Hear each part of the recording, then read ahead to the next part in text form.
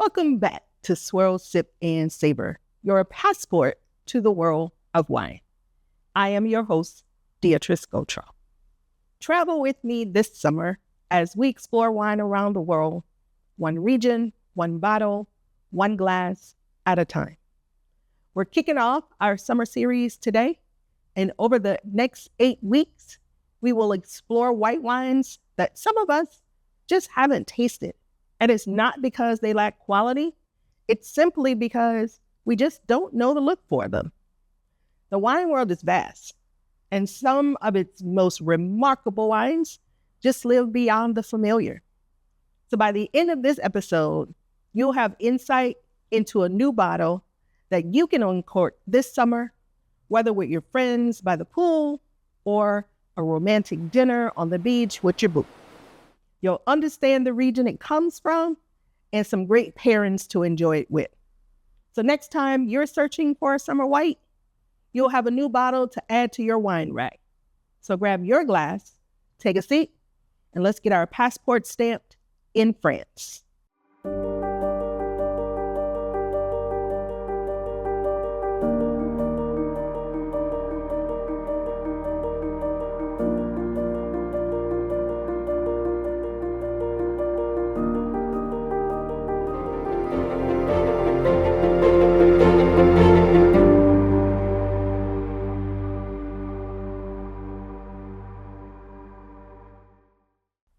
We're raising our glass in southern France, the Mediterranean coast, where vineyards stretch toward the sea and sunlight settles warmly across the landscape.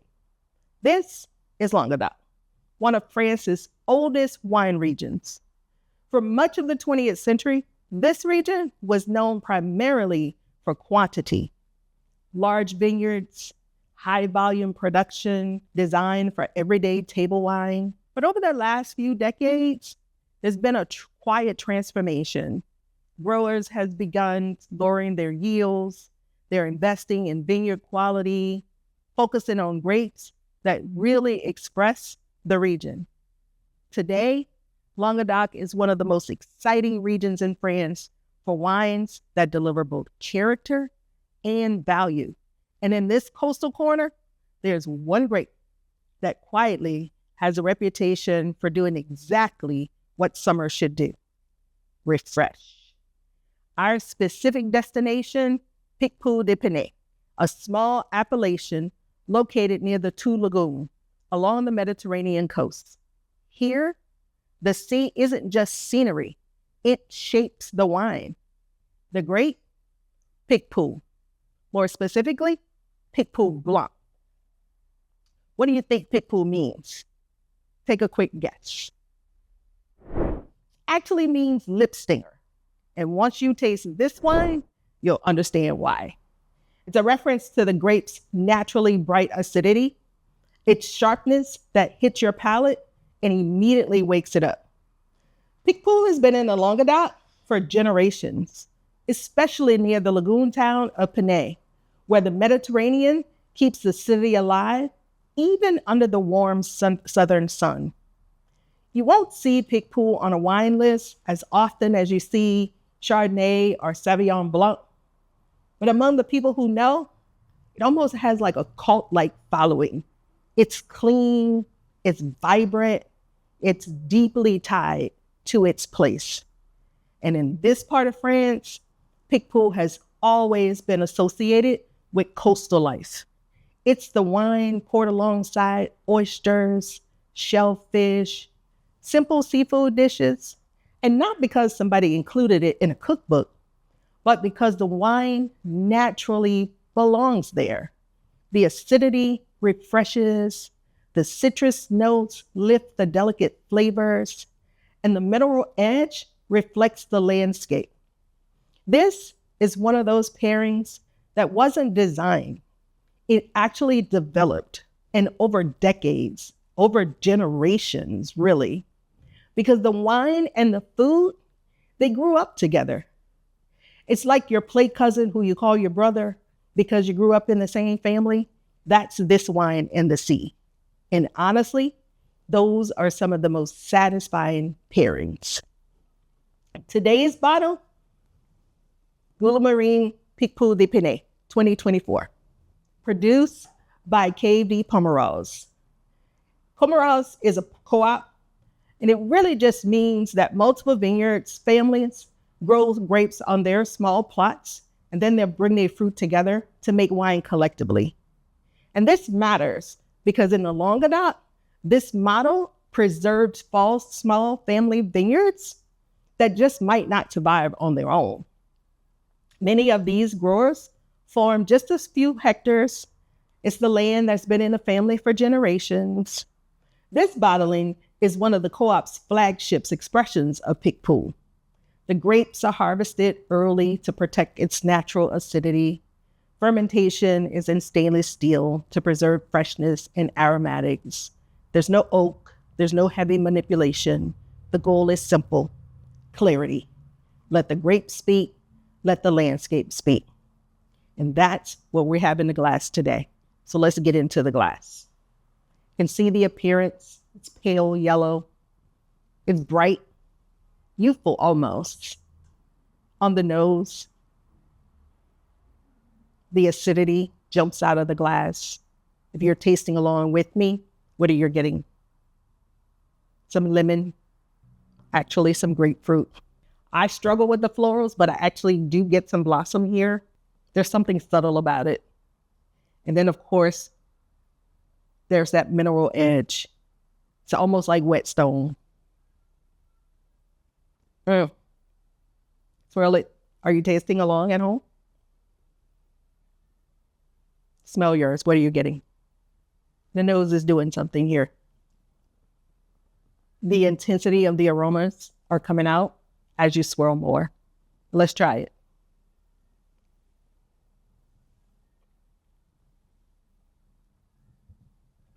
You get that mouth-watering feel almost immediately.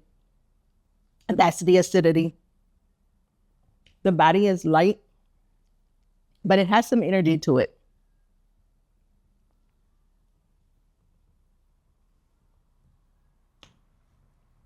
You get the lemon on the palate. The green apple is actually a little pronounced there. It's not overwhelming, but I definitely get it more on the palate than I did on the nose. But they all move in harmony across the palate together. The finish is clean, it's crisp, and it's just what summer is: refreshing. It doesn't linger. It's not a wine that's going to have a heavy linger to it. But what it does do is invite you to take the next sip. And that's the C. It's that mineral edge that wants you to come back for another. Just like when you're in the water and you don't want to get out, that's what this bottle is saying. It doesn't want to end. So let's put it all into context. If Chablis is known for mineral structure and Sauvignon Blanc is known for its herbal aromatics, then Picpoul sits somewhere in the middle because it offers the same bright acidity and that coastal minerality, but it's lighter and it has a more relaxed style. There's something here that's unique. And what that is that you don't always get with Sauvignon Blanc, it's 100% Picpoul Blanc. There's one grape, no blending, 100% single variety. And that single focus gives the wine a very clear identity. So let me see if I can set a scene for you. So oysters on crushed ice, a squeeze of lemon, conversation in the background, the sun lowering down over the Mediterranean. That's this wine's natural habitat. It pairs beautifully with grilled shrimp, seafood, light salad with goat cheese. If you're not eating anything, you just want some salted almonds to go with it. But anything that came from the sea, if it came from the sea, this bottle probably belongs next to it. So tell us, leave a comment and let us know what your ideal pairing is. And if you're ready to pour Picpoul on your next beach excursion, let us know in the comments. One of the reasons this wine is so popular during the summer is because it just reminds us that extraordinary bottles are sitting just beyond the familiar. And oftentimes, these wines tell us something that's just very honest about the place they come from. They represent place. And that's what this series is about. So if this is your first stop on the journey, welcome. Thank you for joining us. Because the Passport Club is for anyone who's curious enough to travel the world with us, one glass at a time.